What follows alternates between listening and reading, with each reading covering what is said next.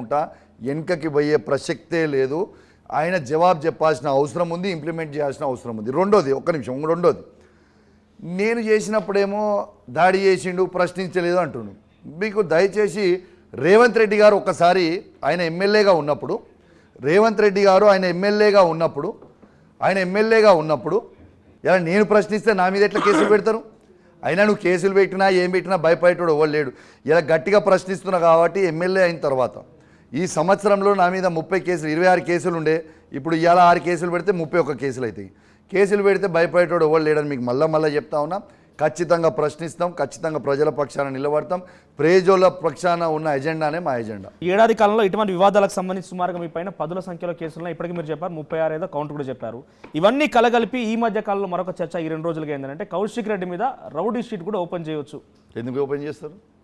నేను land grabbing case నా మీద లేదు, కిడ్నాప్ కేసు నా మీద లేదు, మన మర్డర్ కేసు నా మీద లేదు, అటెంప్ట్ మర్డర్ కేసు నా మీద లేదు.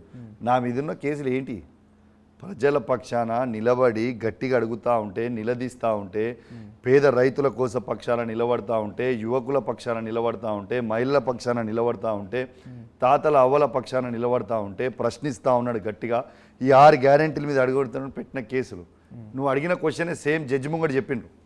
జడ్జి ముంగడు కూడా ఇదే ఆన్సర్ చెప్పినామనండి. సార్ ఆ కేసులు ఒక్కసారి చూడండి సార్, గట్టిగా ప్రశ్నించినందుకు నా మీద పెట్టిన కేసులు సార్, ఒక్కటి కూడా నేను చెప్పిన కేసులు లేవు వేరే, మీరు చూడండి సార్. అలా అని చెప్పి మీ పార్టీలో చూసిన తర్వాత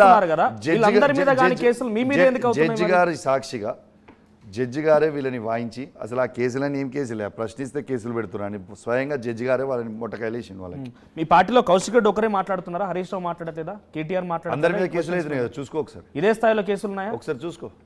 పోలీస్ స్టేషన్ లో కేటీఆర్ గారి మీద కేసులు ఉన్నాయి, హరీష్ రావు గారి మీద కేసులు పెడుతున్నారు.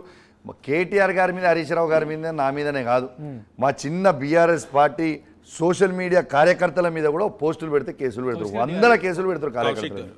స్పీకర్కైనా కంప్లైంట్ చేశారు, మీ మీద చర్య తీసుకునే పరిస్థితి వస్తే ఏం చేస్తారు? నా మీద ఏం చర్య తీసుకుంటారండి? జోకా దీని చర్య? నాదేం నామినేటెడ్ పోస్ట్ కాదు. నేను 2.5 లక్షల మంది హుజరాబాద్ ప్రజలు ఓటేస్తే గెలిచిన వ్యక్తిని. ఎవరు చేపడితే వాళ్ళు తీసేస్తే పోయే పోస్ట్ ఇది. మిమ్మల్ని డిస్క్వాలిఫై చేసే అధికారం స్పీకర్కి ఉంది కదా. ఇది దేనికి ఉన్నది? పార్టీ ఫిరాయిస్తే డిస్క్వాలిఫై చేయాలి. దేనికి ఉంటుంది? పార్టీ ఫిరాయిస్తే డిస్క్వాలిఫై చేయాలి. అసెంబ్లీలో ఏమైనా పూర్తి మితిమీరి ఏమైనా చేస్తే డిస్క్వాలిఫై చేయాలి. దేనికి డిస్క్వాలిఫై చేస్తాడు? ప్రశ్నిస్తే డిస్క్వాలిఫై చేస్తారా? ప్రజల పక్షాన గట్టిగా మాట్లాడుతుండు, రైతుల పక్షాన నిలబడుతుండు, యువకుల పక్షాన నిలబడుతుండు, మహిళల పక్షాన నిలబడుతుండు. తోటి ఎమ్మెల్యే మీద దాడి చేస్తే అరే మీకు డైరెక్ట్ లైవ్ చూపించిన ఎవరు నూకిర్రు? ఫస్ట్ నేను ప్రశ్నిస్తుంటే నన్ను నూకింది ఎవరు? సంజయ్నా నేనా? ఒక్క నిమిషం మాకు. నేను ప్రశ్నించినాను, ఏ పార్టీలో గెలిచినా ప్రశ్నించిన. నేను అక్కడ విజువల్స్ చూస్తే మీరు ఎప్పుడు విజువల్స్ చూడమంటున్నారు కాబట్టి ఒకసారి మళ్ళీ విజువల్స్ ప్లే చేస్తాను. అక్కడ కొంతమంది కాంగ్రెస్ ఎమ్మెల్యేలు ఉన్నారు. పీసీఆర్ ఒకసారి వీడియో ప్లే చేయండి ప్లీజ్. అక్కడ కాంగ్రెస్ ఎమ్మెల్యేలు కనుక అడ్డుకోకపోతే ప్లే చేస్తున్నారు. పీసీఆర్ ఒక్కసారి విజువల్ ప్లే చేయండి ఫైట్ కి సంబంధించింది.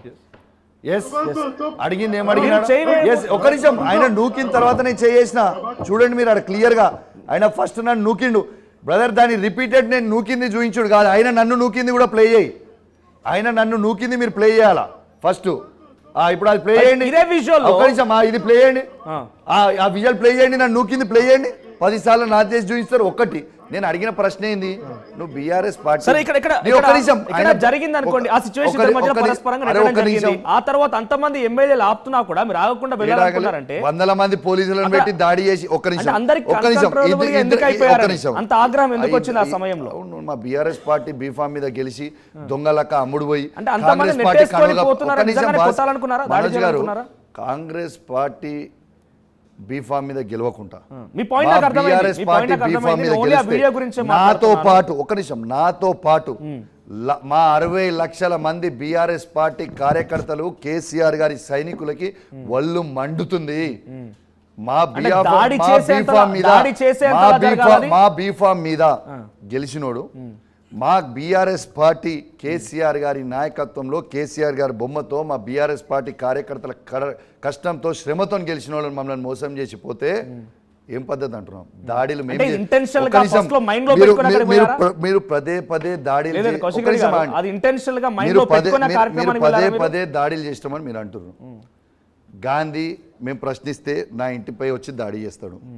హరీష్ రావు గారు బాధితులకి ఖమ్మం వరద బాధితులకి సాయం చేయకపోతే రాళ్ల దాడి చేసి అటాక్ చేస్తారు. హరీష్ రావు గారి ఇంటి మీద సిద్దిపేట దగ్గర పోయి అటాక్ చేస్తారు. ఇవన్నీ దాడులు మీకు కనబడతలేవా?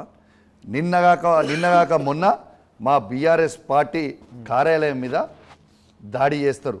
అవి ఇట్ల మీద కేసులు ఉండవు. అసలు నేను ఒక్కటే అడుగుతున్నా, మేము దాడులు ఎక్కడ చేయలేదు, మేము దాడులు చేయలేదు, మేము మీరు ఒకటే అజెండాతో వస్తే మనోజ్ గారు నేను ఏం చేయలేను. కానీ ఒక అజెండా కాకుండా నేను స్ట్రేట్ అజెండా అడుగుతున్నా. మేము ఒక్క నిమిషం, మేము అడిగింది ఏంది? మేము అడిగింది నువ్వు బీఆర్ఎస్ పార్టీ బీఫామ్ మీద గెలిచినావు, నువ్వు ఏ పార్టీ అని అడిగిన నేను. తప్పేంది? రెండోది, ఇద్దరం ఎమ్మెల్యేలము అక్కడ ఆర్గ్యుమెంట్ చేసుకున్నాం. మరి వందలాది మంది పోలీసు వాళ్ళని పెట్టి నన్ను బయటికి లాక్కెళ్ళినప్పుడు ఇలా ఆయన ఎందుకు లాక్కపోరు బయటికి? ఆయన ఎందుకు లాక్కపోరు? అంటే క్లియర్ వన్ సైడ్ ఎజెండా అన్నట్టే కదా వాళ్ళది. ప్రోత్సహిస్తారు అన్నట్టే కదా. దాడుల మీద దాడులు చేయరు, మీరు నన్ను ప్రోత్సహిస్తారు.